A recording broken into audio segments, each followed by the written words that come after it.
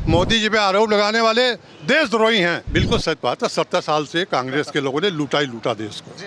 और देश के लोग दिया क्या, ये आप बता दो। कांग्रेस ने डिवाइड एंड रूल की रोल खेला है, जैसे अंग्रेज लोग करते थे, आपस में लड़ाए रहो, राज करे रहो। इस बार जो है गर्मी में हाथ का पंजे का काम केवल पसीना पोंछने के काम आएगा। जैसा कि कुछ मौलानाओं ने बयान दिया कि अगर राम मंदिर के मुद्दे पे सुप्रीम कोर्ट का आदेश वो नहीं मानेंगे। सुप्रीम कोर्ट का आदेश ना मानने का मतलब क्या होता है बताइए। मैं नमन करना चाहता हूँ उत्तर प्रदेश के यशस्वी मुख्यमंत्री योगी आदित्यनाथ जी को कि उनकी कथनी और करनी में कोई फर्क नहीं मिला। 24 का रन और वोटिंग के 7 चरण बेहद ही अहम और दिलचस्प हैं और नेताओं का भाग्य विधाता इस वक्त मतदाता है। तो सीधे मतदाताओं से चर्चा करेंगे कि मतदाता के मन में क्या है, क्या मुद्दे होंगे जिन पर वोट करेंगे और 10 साल केंद्र में जो भाजपा की सरकार देखी उसके बारे में इनका क्या ख्याल है। तो हम आपसे चर्चा की शुरुआत करते हैं। क्या शुभ नाम है सर आपका? मुकुंद मिश्रा। मिश्रा जी बताइए, 5 साल आपको नरेंद्र मोदी जी के कैसे लगे जो पीछे बीते?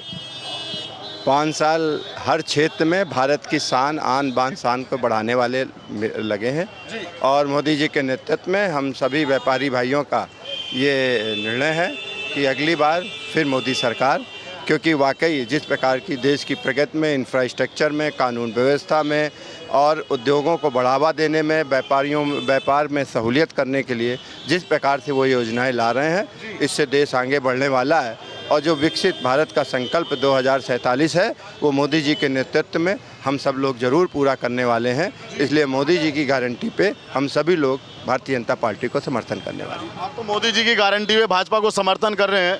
कांग्रेस वाले कह रहे हैं भैया अगर भाजपा तीसरी बार जीत गई तो देश में आग लग जाएगी। अब अपना अपना नज़रिया है, हमारा अपना ये नज़रिया है, उनका जो नज़रिया है वो जाने, लेकिन हमारा अपना ये नज़रिया है कि मोदी जी के नेतृत्व में हम लोग विकसित भारत के संकल्प को पूरा करने वाले हैं।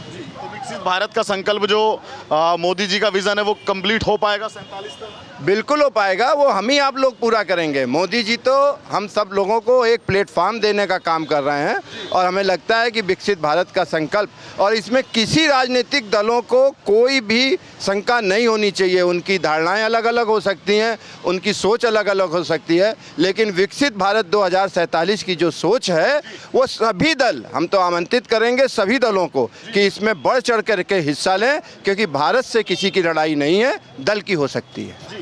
लगातार नरेंद्र मोदी जी को तानाशाह बताना विपक्ष पार्टी का कितना ठीक मानते हैं? अब ये उनकी अपनी राजनीतिक मजबूरी है। बाकी मोदी जी सबको लेकर के चल रहे हैं, सबका साथ, सबका विश्वास, सबका प्रयास के साथ में काम कर रहे हैं। बाकी उनकी राजनीतिक मजबूरी है और आप सब लोग भी समझते हैं कि राजनीति के टाइम पे पहले सब लोग इस प्रकार की बातें करते, फिर एक ही जगह बैठ करके अपना पार्लियामेंट के अंदर सब लोग देश की योजनाओं के लिए आगे बढ़ते हैं। इसलिए ये उनकी मजबूरी हो सकती है। अंदर से वो भी जानते हैं कि मोदी जी ही इस देश को आगे बढ़ाने का काम कर रहे हैं। सर, कांग्रेस के राहुल गांधी कह रहे हैं अगर तीसरी बार भाजपा आ गई संविधान को बदल देगी। ये अफवाह फैलाना क्या कांग्रेस की छवि को, घटती छवि को बचा लेगी? देश का मतदाता इस बार वोट दे करके इन सभी समस्याओं पर चोट करेगा। जो आज लोग कह रहे हैं कि देश में आग लग जाएगी, मोदी जी आग बुझाने का काम करेंगे। वो चाहे जहाँ भी आग लगावें, कि उनकी आदत नहीं है देश में आग लगाने की और समाज को तोड़ने की। वो उनके मंसूबे पूरे नहीं हो रहे हैं, इसलिए जगह जगह वो आरोप लगा रहे हैं। मोदी जी ने जो कार्य 10 साल में किया है, तो अगर सबका साथ न होता तो अयोध्या का मंदिर नहीं बनता, काशी विश्वनाथ का मंदिर नहीं बनता, देश की सारी सड़कें जिसको जोड़ने का काम नहीं होता। मोदी जी ने विकास किया है, उन गरीब लोगों को मकान नहीं मिलते। अगर मोदी जी का ये सेवा के भाव न होते तो मोदी जी जो कार्य किया है वो अचूक है। मैं तो कहता हूँ सभी लोगों को, चाहे वो युवा हों चाहे वर्द हों, एक एक वोट निकलना चाहिए घर से और ये वोट मोदी जी को जाना चाहिए ताकि सरकार मोदी जी की बने और 400 पार का नारा फिर सिद्ध हो। मोदी जी पे आरोप लगाने वाले देशद्रोही हैं। क्या कश्मीर में शांति नहीं है? धारा 370 हट गई, बिल्कुल शांति है सर। मुसलमान कहते थे हजारों मुसलमान मर जाएंगे, एक भी मुसलमान ने एक भी मुसलमान ने खून नहीं बहाया। ये तो मोदी जी की ताकत थी कि उन्होंने धारा 370 हटा दी। विपक्ष ये कह रहा है भाई वोट भाजपा राम पे लेगी या काम पे लेगी? मोदी जी तो काम पे वोट मांग रहे हैं, वो राम पे नाम वोट थोड़ी मांग रहे हैं। राम का तो उनका एक संकल्प था कि मुझे मंदिर बनाना है। मोदी जी भाई 20 साल से अयोध्या नहीं आए। जब पहली बार आए थे उन्होंने संकल्प लिया था कि मैं जब राम मंदिर बनेगा जब भी अयोध्या आऊँगा, और मोदी जी ने वो संकल्प पूरा किया। मोदी जी इंसान नहीं बल्कि ईश्वर की एक शक्ति हैं, उनमें एक शक्ति है। आज तक एक दिन छुट्टी नहीं ली, आज तक उनके परिवार का भी एक व्यक्ति राजनीतिक में नहीं आया, उनके प्रधानमंत्री निवास पे आज भी उनका एक व्यक्ति कोई देखने नहीं आया। ये मोदी जी का त्याग है। जब मोदी जी की माँ गुजर गई थी, दाह संस्कार के बाद मोदी जी ने देश को संबोधित किया, देश की समस्याओं को संबोधित किया। ये मोदी जी का त्याग है। विपक्ष के बारे में क्या कहेंगे? विपक्ष का कहना है कि 400 तो 400, भाजपा 40 का आंकड़ा भी पार कर दे तो बहुत बड़ी बात है। विपक्ष है कहाँ अभी? किसको कहते हो आप विपक्ष? खाली आरोप लगाने से विपक्ष हो गया क्या? विपक्ष को मुद्दे उठाने चाहिए जनता के, विद्युत को मुद्दे उठाने चाहिए जनता की समस्याओं के। वो तो उठा नहीं रहा है, वो केवल मोदी जी के कपड़े खींचने का काम कर रहा है कि मोदी जी ने ये कपड़ा क्यों पहना, मोदी ने दाढ़ी ऐसी क्यों बनाई, मोदी जी विदेश बहुत जा रहे हैं, क्या विदेश में कभी भारत का डंका बजा इस तरह का? विदेश के राष्ट्राध्यक्ष मोदी जी को चरण छू करके प्रणाम कर रहे हैं, मुसलमान उनका चरण छू के प्रणाम कर रहा है। आबू में मंदिर बन गया, क्या किसी माई की लाल की ताकत थी कि वो मंदिर बना देता है आबू में, उस जगह पे जहाँ मुसलमान थे? मेरा तो यही कहना है कि आपके चैनल के माध्यम से देश की जनता को ये भ्रमित ना हो इन लोगों से, और अपना वोट खुल कर देवें, बिना डर के निसंकोच देवें बीजेपी को।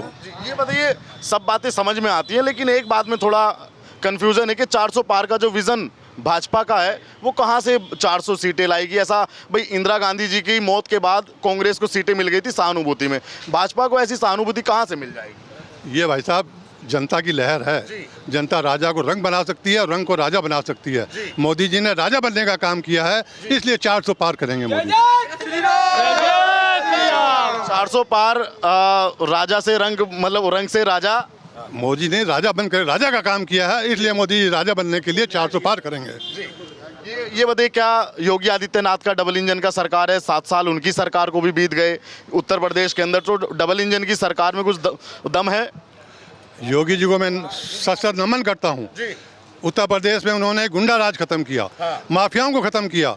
और जब उनकी माँ गुजर गई थी उस समय कोरोना काल चल रहा था, मीटिंग में बैठे हुए थे, 2 मिनट उनकी आंखों में आंसू आए, लेकिन अपनी माँ के दाह संस्कार में न गए। ऐसा योगी कौन मिलेगा? वो भी ईश्वर की शक्ति है कि अपनी माँ के जिसने जन्म दिया उसके दाह संस्कार में न गए, पहले प्रदेश की जनता को उन्होंने अपनी माँ समझा।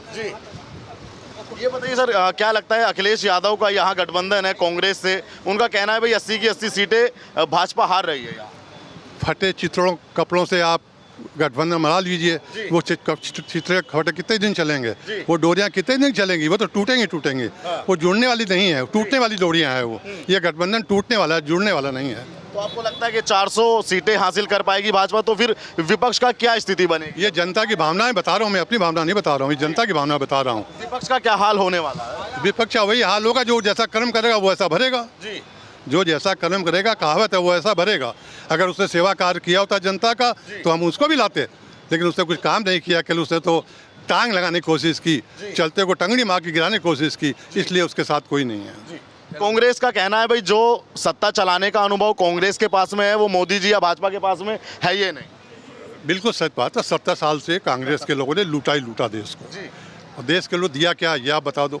वो तो कहते हैं सुई से जहाज तक भारत में दिया, आज मोदी जी उसको बर्बाद कर रहे हैं। वो तो लोगों ने दिया, उन्होंने क्या दिया देश को, ये बताइए ना आप। कश्मीर को अलग कर दिया, कश्मीर को पाकिस्तान को दे दिया आधे को, कश्मीर में अशांति बनी रही, पंजाब में आतंकवाद बढ़ गया, दिल्ली में देखिए आपने क्या हुआ, आतंकवाद बढ़ गया, सारे देश आतंकवाद जल रहा था। इसको शांत करने में कहाँ चला गया आतंकवाद? अब कहीं नहीं दिखाई देता आपको, कहाँ घटनाएं सुनाई देती है आपको? हमें तो कहीं नहीं दिखाई देता, सब जगह शांति।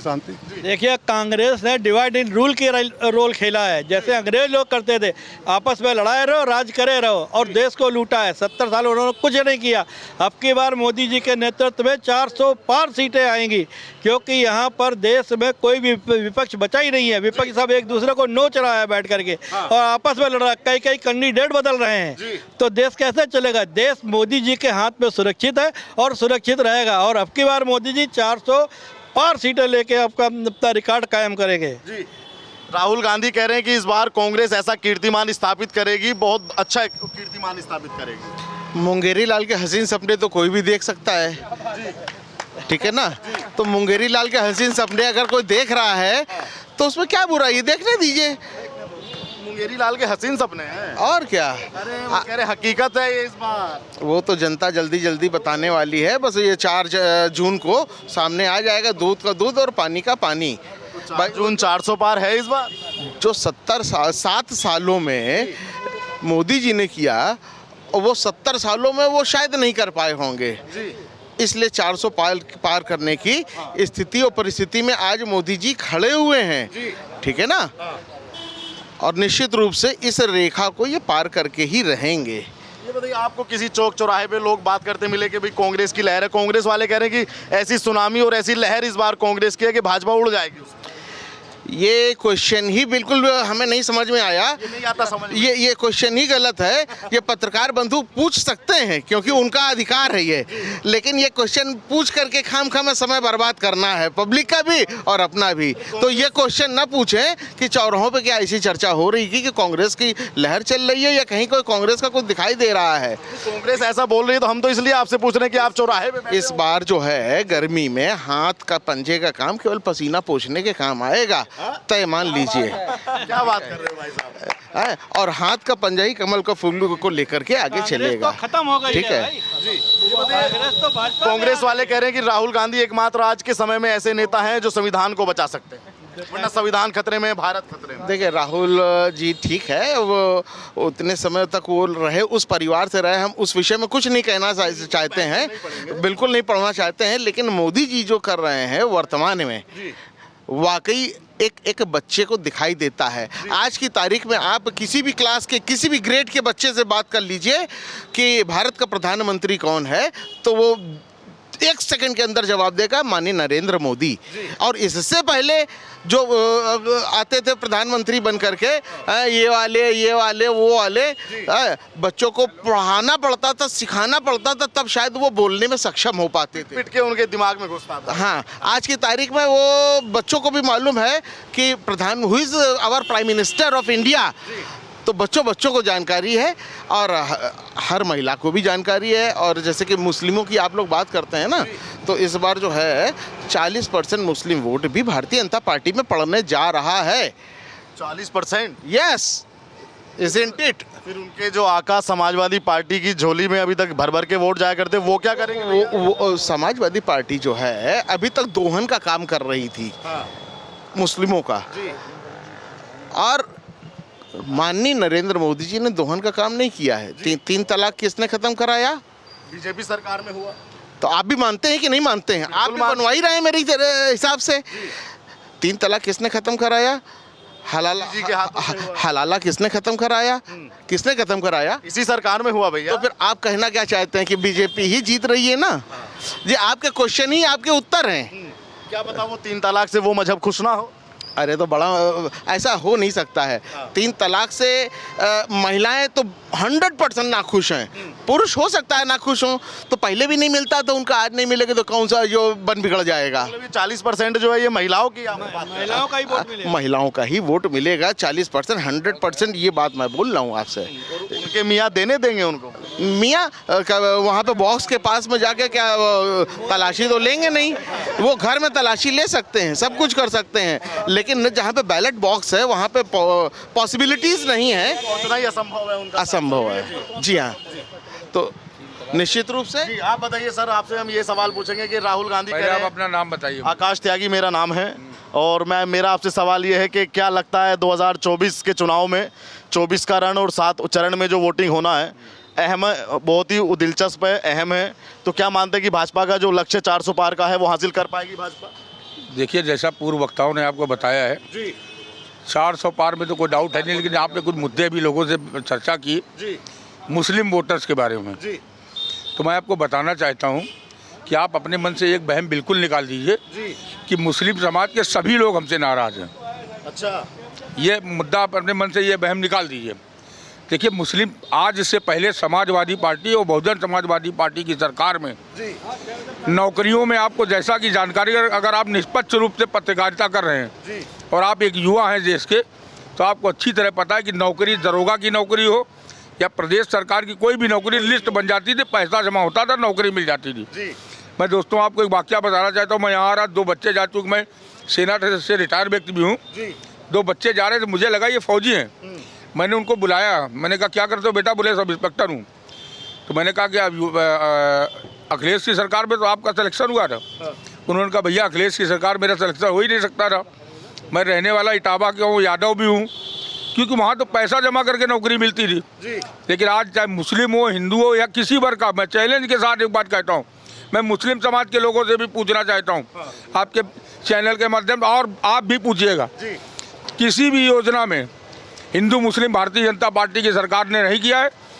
कानून सबको मानना पड़ेगा, सिर्फ एक विषय इतना है, कानून मानना पड़ेगा सबको। पहले एक वर्ग को कुछ राजनीतिक दल ने इतनी ताकत दे दी थी कि वो कानून से भी बड़ा अपने को समझ रहा था। जैसा कि कुछ मौलानाओं ने बयान दिया कि अगर राम मंदिर के मुद्दे पे सुप्रीम कोर्ट का आदेश वो नहीं मानेंगे। सुप्रीम कोर्ट का आदेश ना मानने का मतलब क्या होता है बताइए? बिल्कुल कानून को अपने हाथ में, देश का संविधान खतरे में। मतलब इतना बड़ा बयान देने के बाद देकर ये क्या ये वोट की राजनीति नहीं है क्या? बिल्कुल वोट की राजनीति नहीं है, बताइए आप। बिल्कुल की कांग्रेस ने भी की, सापा ने। अच्छा आप बताइए, समाजवादी पार्टी की सरकार ने गरीब बच्चियों के लिए एक स्कीम लागू की, तो मैं अपने अनुभव बता रहा हूँ आपको, ये प्रैक्टिकल जमीनी बातें हैं।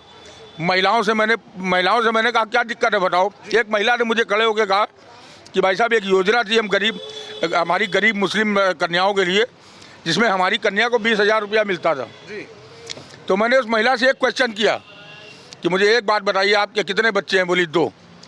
अगर 2 बच्चे हैं, मैंने कहा एक को अगर नमक रोटी खिलाओ, एक को घी रोटी खिलाओ, तो क्या कभी वो बच्चे एक हो सकते हैं क्या? बोली नहीं।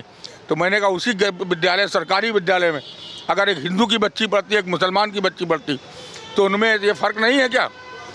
आपको ज़्यादा सुविधाएं अगर दे रहे हैं तो इसके पीछे तुष्टीकरण नहीं है क्या उनका? बिल्कुल तुष्टीकरण। हमको तुष्टीकरण करते भारतीय जनता पार्टी की सरकार के लोगों को, विपक्षी लोग।